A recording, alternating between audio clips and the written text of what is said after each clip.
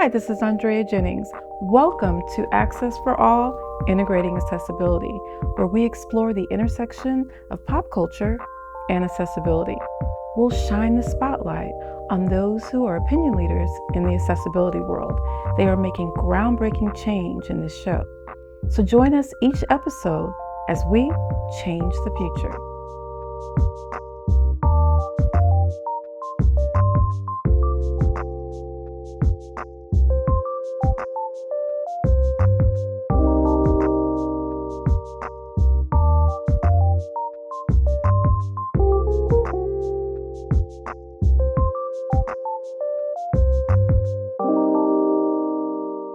Eileen, oh my God, my dear sister friend.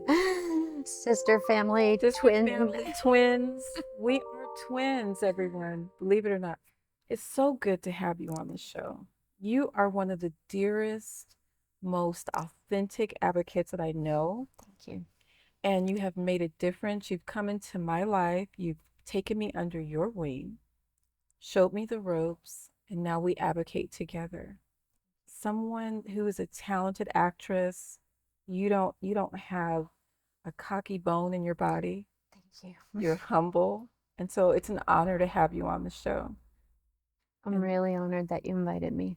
Really. And I just wanted to share you with everyone. Thank you. And to show people how talented you are. You know, I often say this, people with disabilities, many of us are opinion leaders in our fields. Mm-hmm. Many of us are talented. And you are the greatest example of that. So today we're going to go into what you do, your why, and your background. And first, I just want to know just tell me something about how you grew up and who encouraged you to be authentic, who encouraged you to be in entertainment. And I know some of this, but I just want to share your story. Okay, who encouraged me? Okay, so I would say the most encouraging person I ever had in my life was my mom. Unfortunately, she died 31 years ago. So we didn't get to have her for a long period of time, but in the time that we did have her, she shaped my life. And she and my father both taught me strength and courage. And I remember them encouraging me to stand up for myself because I became disabled at the age of 5. And I'm in a huge family. I've got 6 brothers and 1 sister. And, that in itself leaves you in a position where you need to stand up for yourself. And your parents can't always be there. So when I got out of my wheelchair, people were a little kinder when I was in a wheelchair. Once I got out of my wheelchair and started trying to move in the world with a spinal cord injury and all the challenges I had, people became much more cruel. And my mom and dad very much encouraged me to stand up for myself and to face them, and even stand up to teachers when they were unkind and unfair. And my mom used to say, whenever someone's being unreasonable, go over their heads, because the people in charge are in charge for a reason. They usually don't know what's happening beneath them.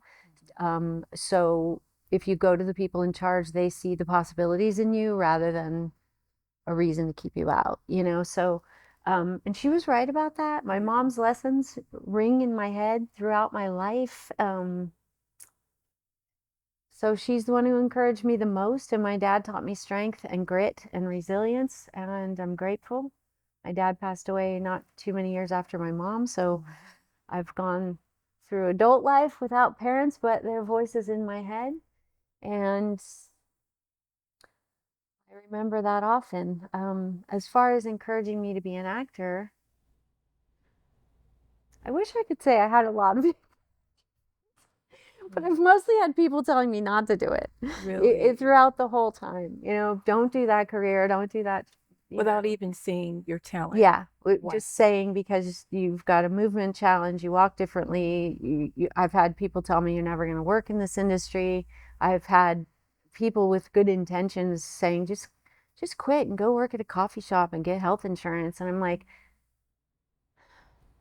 Yeah. and break my soul. Right.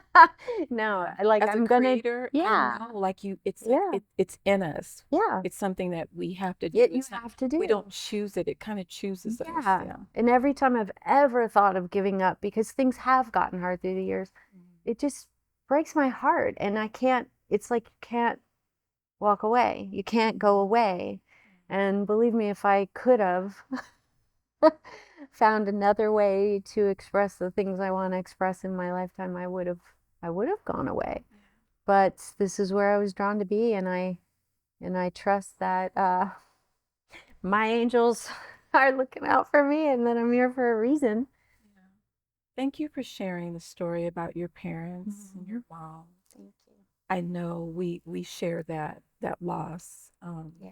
but we've had a great example, and Yeah. not to sound super positive, but now we are going to pay that forward, the things that they've taught us. So, And I think one thing you and I have in common from our conversations is that we had mothers who were not only fiercely strong, yeah, but unconditionally loving yes, to not just us, but others, everyone around us.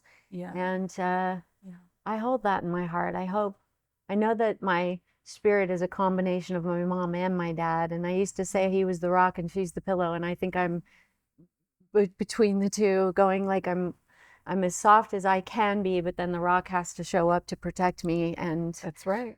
And Yeah, that's what I have to do for myself. And I know you have to do for you. We have to be so strong to endure the careers we've right, but still human. But I want to talk about your career, yeah. and please tell our viewers and our audience some of the jobs you have taken, because the person that said you shouldn't be an actress, I want to show people what we almost missed out on. So, give us some Mm, examples of what you've done in TV in and in TV. film. Okay. And in film. Okay. In television, I've worked on a lot of the big dramas. Okay. And I always have these edgy characters. I mean, almost always. Yeah. And so I've been on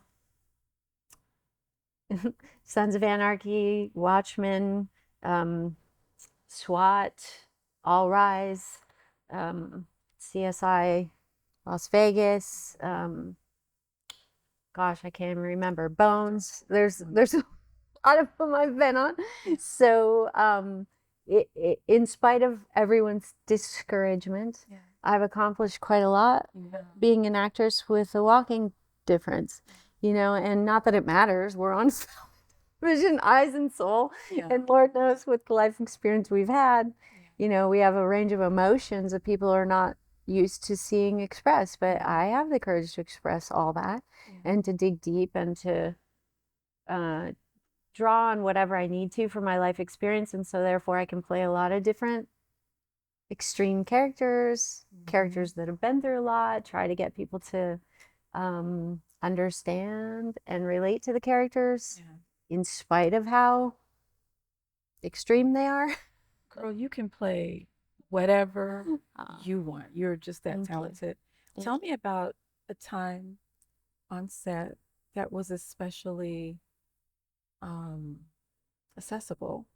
you. Ah. And then I would love to hear about when you create, because you're a filmmaker, like when you create your sets, what is it that you do to make sure that everyone can partake in? Hmm. Okay, that's two questions I have to remember. No, I'm just kidding. But yeah. Okay, so I'm gonna say that the most accessible, kind, and welcoming set I've ever been on, Mhm. hands down, was Watchmen, which we shot in Atlanta. And Stephanie Green was the director. Mhm. And I wasn't even aware that they knew that I had a walking challenge, Okay. but clearly they did, because when I went into wardrobe, and this was an unusual occurrence for me, Okay. they said, um, would these shoes work for you, or are you more comfortable in your own shoes? Which is always my accessibility need, is like, I want my own shoes if possible. But they had gone and looked for stuff that would suit my situation. And then Stephanie, when I got on set, she said, Steph, I think she goes by most often, she just said to me, if there's anything at all that you need, you just let me know. And I said, the best thing you could do for me is just put a chair right outside your set so that I don't have to go back and forth to the trailer, because by the time I walked that distance, and it was pretty far, they had brought me up and everything. And I was like, by the time I go back and forth, I'm going to be in a lot of pain, which will affect my movement and performance on the set. So they put a chair right there. They made everything easy. They had people running up and saying, can I get you a drink or anything? They were just so super cool about it. And how much do you think that cost? Zero. It cost them nothing. They're doing the same thing for everybody, whatever outfits they need and shoes they need. So it really cost them nothing.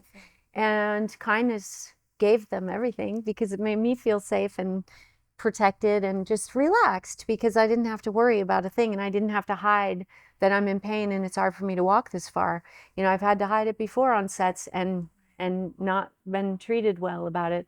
And but this is another, Vicki Thomas was the casting director, and she's gotten me hired a few times on things, and I just love that woman. Talk about authentic. Authentic. Yeah. I mean, she's never ever given me grief about the things I deal with, and always open, to just, it's the work. It's about the work. Right. It's about the work. And what's so great about your story that you just told is that it made you feel more comfortable, but that's what everybody wants. Yeah. We're not looking for charity. No, not at all. We have the talent, but we just want the tools. So the talent in any actor, any actor in the whole industry, just needs whatever tools they need to be able to do the best possible job they can do for you. So it's in your best interest to give them the tools they need so that they feel safe, and so that, I think it was Paul Newman who said your job as a director is to make the actors feel so safe that they will make courageous choices, that they will take risks. And so that's a wise thing to do. And I have to mention the other set, though, that was amazing, was New Amsterdam. Okay. And that was the first time in close to 30 years in this industry that I was allowed to play on one of the major medical dramas in this industry, and thankfully it was written by Sean Cassidy, and the whole team was amazing, and they were so inclusive and so welcoming, and they asked me to share my experiences and add to it if I wanted to, in terms of how do we make the story stronger. And the character was so close to home for me, back in a wheelchair, which I've been in and out of wheelchairs all my life, having to face another major surgery, which we all know, if we've gone through a lot of them, they're more daunting every time, not less, more, because our body knows what it's going to go through. And a cancer survivor, the patient, I was like, who wrote this? They knew, they almost knew your story. Yeah. So when I got on set, and I was like, it's Sean Cassidy, who, by the way, my sister was in love with when we were kids, and we had his posters, so it was so fun to tell him that. Yeah. And then he said, do you want to have a picture for your sister? And I was like, you're so cool. So he was great. And that team, their wardrobe team, when I got to New York and they looked at the brace I was wearing at the time, they were like, your Velcro is, I was like, I know it's worn out, but you know how much it costs to get a new brace and how long it takes and to get it approved and all that. And they were like, well, leave it with us when you're on the set, because you'll be in a chair. Can you leave it with us? And I was like, sure. And they fixed it. They fixed the whole brace. The Velcro sewed it. They have the machines. And I thought, oh my gosh, these people are amazing. I'm so happy you're telling this story, because this is what belonging is. We talk about that a lot in corporate world. Just common kindness. But look at the smile on your face. I'm happy the viewers can see how it makes you feel, because you already have the talent, right? Thank you. Now I want to hear about some of the things that you do on your sets. Oh, yes. Yeah. Okay, well, here's what I do on my sets, and I find it quite easy. First of all, hire cool people. Right. That's across the board. If somebody's a jerk, sorry, I can't bring you on sets. I bring in the best actors that I know in our community, and the ones that are easiest to play with. I have to do that Yeah. because you can be difficult and you can be easy to work with. And regardless of if you're in our community or not, you need to be easy to work with. Yeah. And so on the last one, we had Paul Ford, we had V, who you know, Yeah. and she was amazing. And we had two Amandas Mhm. who were both deaf, and we had people with autism on our crew. We had the whole gamut. Yeah. And you know what? It was easy. Did it cost And you know a why? lot? It cost me nothing. Yeah. Okay. I asked everyone, is there anything you need? Yeah. And I made sure everybody knew that whatever they need, you just handle it for them. And if I saw somebody struggling with something, anything, Yeah. I just grabbed somebody and said, can you help them? Yeah. And it was no problem. Everybody helped with everything. One of the mothers of one of our disabled actors brought a vegan lasagna because she knew we had food necessities on the set. And we just had an amazing cast crew. And whenever I am working with actors with any kind of disability, I just ask them, what can I do to make your job easier? What do you need? And then we make it happen. It's not hard. It's not expensive. It hasn't been challenging at all. We had an accessible location, thank you very much, which is interesting because Paul Ford just is accessible. Even though he's a wheelchair user, he does whatever is easy for him. And he preferred not to go around to the accessible entrance. He preferred to go up the step. And I was like, oh, okay, whatever makes you happy. Yeah, exactly. Whatever's your preference, whatever makes you happy and makes you feel comfortable, makes it easy. And my one rule is that we do the best possible work we can do, Right. and we don't make trouble. Yeah. Like no making trouble on the set because nobody has Good the time or the vibes. We money just for want that. good vibes, right? Things because you're working. Yeah. And that's what we all And we're happy. we're to work. fulfilling our dreams. And Yeah. you know what? It's no more than what musicians ask for and writers. It's probably less expensive. Yeah. What would you want showrunners, production crews, production houses? What would you want them to know about making sets accessible? It's easy. I'd like to say that it's easy. Okay. It's necessary. It doesn't cost anything extra. Rarely. I mean, a ramp takes no time to put up. You know, tape down your wires. Okay. Have somebody out with their hand to help you walk if you are having a challenge walking across. You know, I've been on sets that have been very difficult in terms of navigating the space because I had just come through major surgery and I wasn't walking as well as usual. And I didn't make a big fuss and say, hey, your set's all. I didn't. I just said, do you mind if I grab your arm? Right. And made it easy for them.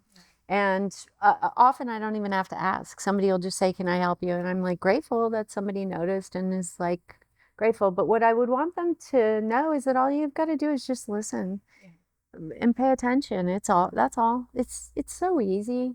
It's easy. Yeah. And then you get exceptional performances and safe feeling actors make greater choices and take risks, and that's more fun to watch. And you know what I always say? How do you know that you've got the best talent if you haven't engaged in locating the best talent and you haven't engaged 1/4 of America, which 1/4 of America is disabled. And so I always tell people that, like, how do you feel good about being a casting director if you haven't reached out to everyone? So yeah. You're missing out on Eileen when you don't do that.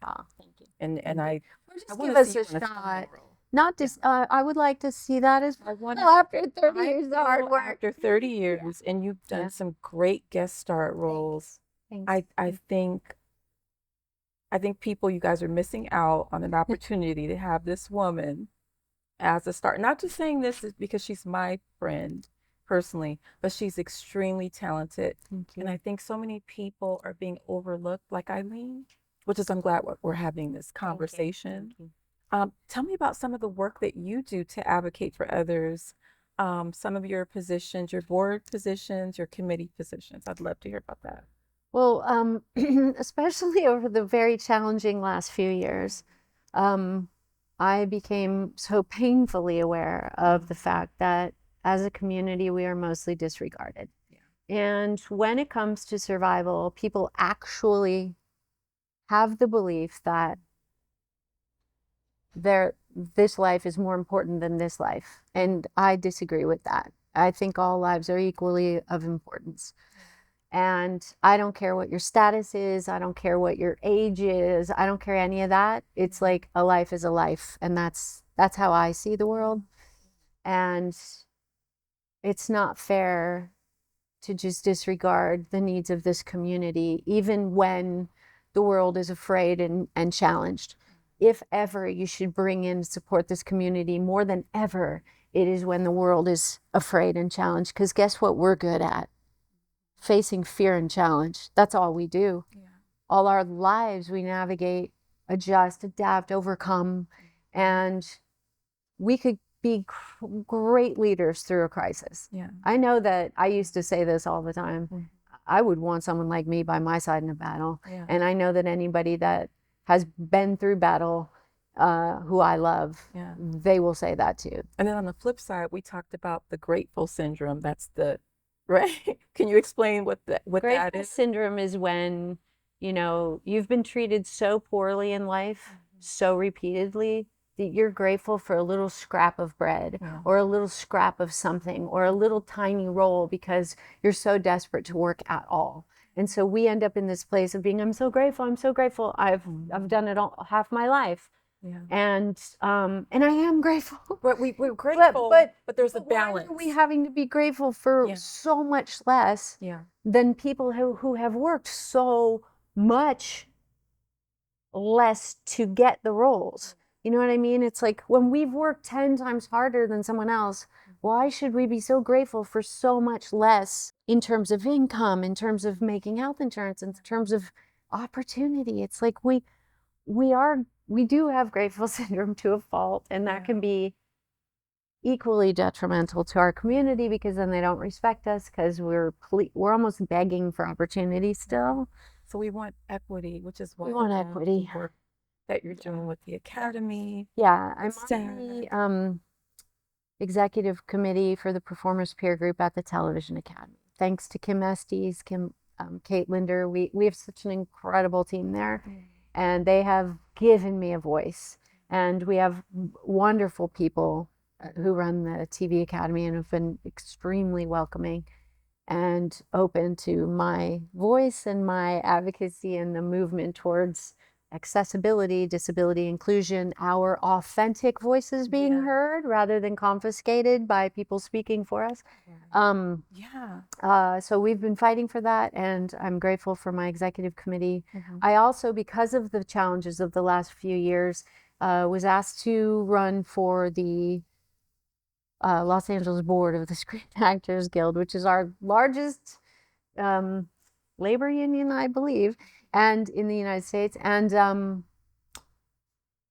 I didn't want to at first. At first I said, no, I don't want to. And then I decided that I would, because we need our voice there more than ever. Definitely. And I've been on the National Performers with Disabilities Committee for over a decade.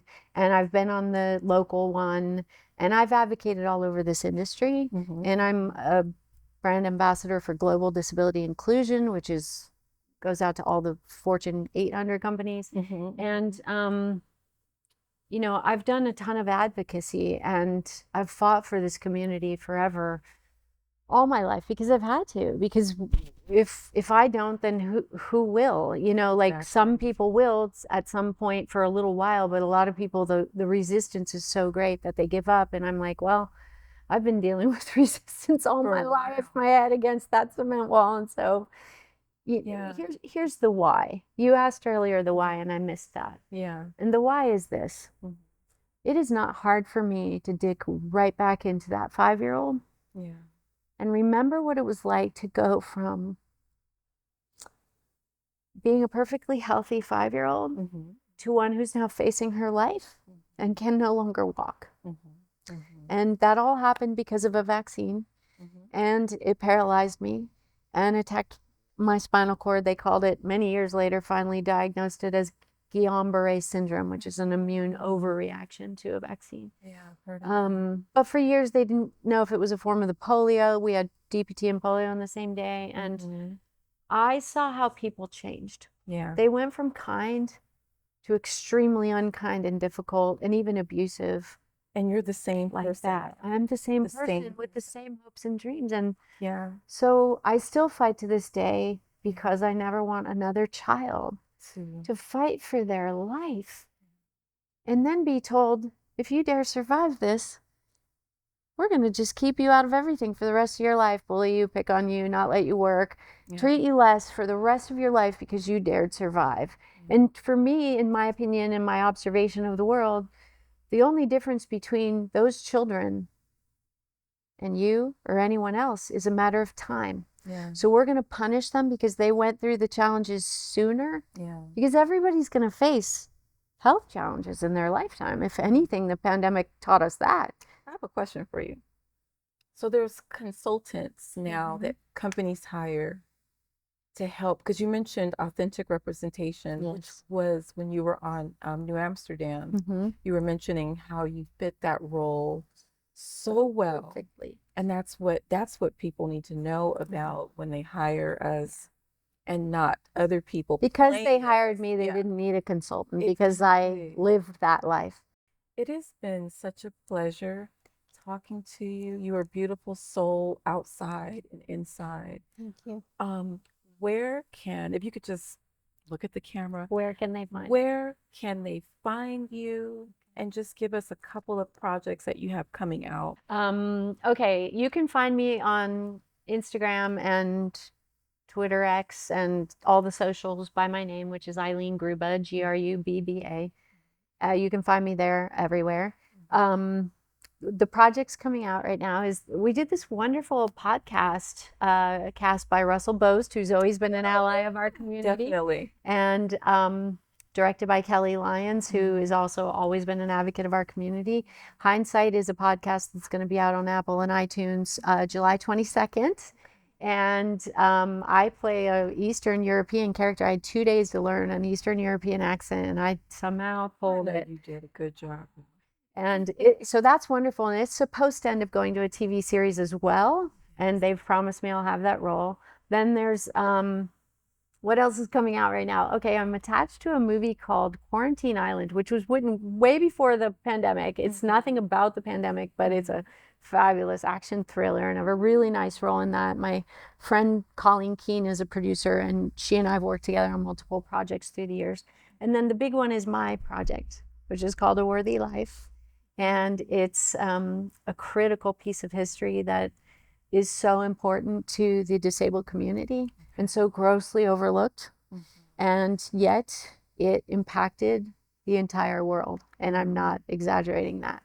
So that's the one with Haunt Lowry, and we are in the development process, more than the development process. The script is done. We're out looking for our A-list director, somebody who can handle working with disabled children and understands the fire and passion of women when they're fighting for a child's life. Thank you so much, Miss Eileen Grubba. You are one of the best advocates, filmmakers, actress. Again, we need to have her in a starring role. You're gonna make me cry. We have mutual wonderful friends like Terry Squire Hartman. Did I say that? Terry Hartman Squire. Terry Hartman Squire. We have wonderful mutual friends that are also helping along this. But I value you from the day that I met you. Thank you so much for what you do in the community. Thank you. You've been a blessing to me and others. And you're a blessing to me, and I'm grateful for you and your voice and your wisdom. Thank you. I hope you learned something today watching Access for All Integrating Accessibility, where we dive deep into the subject of accessibility beyond and above compliance.